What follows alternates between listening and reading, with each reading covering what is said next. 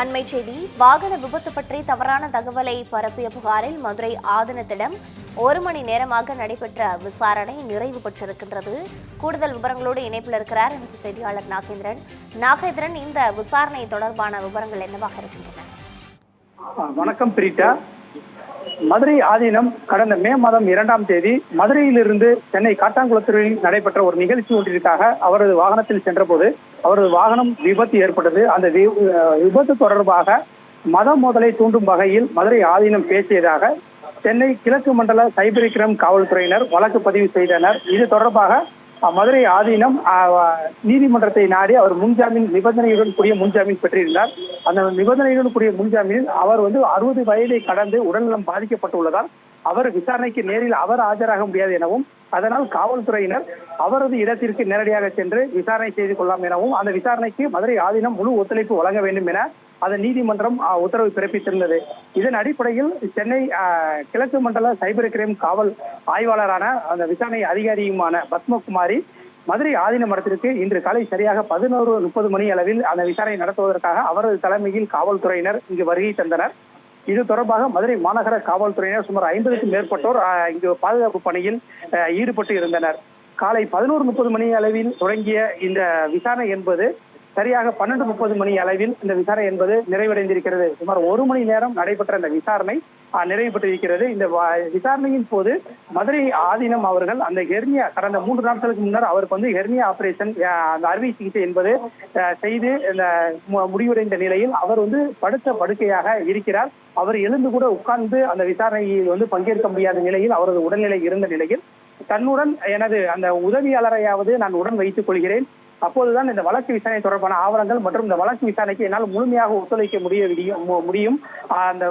என் தரப்பு அந்த வாதங்களையும் அந்த நியாயத்தையும் நான் கூறுவதற்கு எனது உதவியாளரையாவது கூட உடன் இருக்க அனுமதிக்க வேண்டும் என அந்த விசாரணை அதிகாரி பத்மகுமாரியிடம் அவர் கோரிக்கையாக தனது வாதமாகவும் அவர் கூறினார்.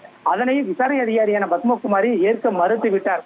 அதனைத் தொடர்ந்து அந்த மதுரை ஆதீனத்தின் உதவியாளர் மற்றும் பாஜகவை சேர்ந்த வழக்கறிஞர்கள் பிரிவை சேர்ந்தவர்களும் மற்றும் மாவட்ட நிர்வாகிகள் மற்றும் அனைவரும் அந்த விசாரணை நடைபெறும் பகுதியில் வெளியேற்றப்பட்டனர்.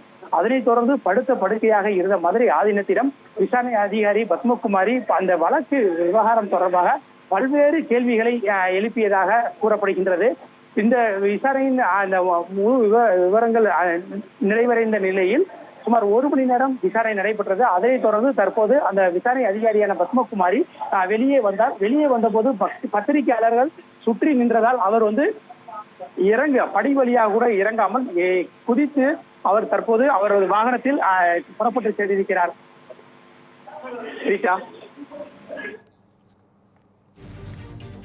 விசாரணை தொடர்பான முழுமையான விவரங்களுக்கு நன்றி நாகேந்திரன்.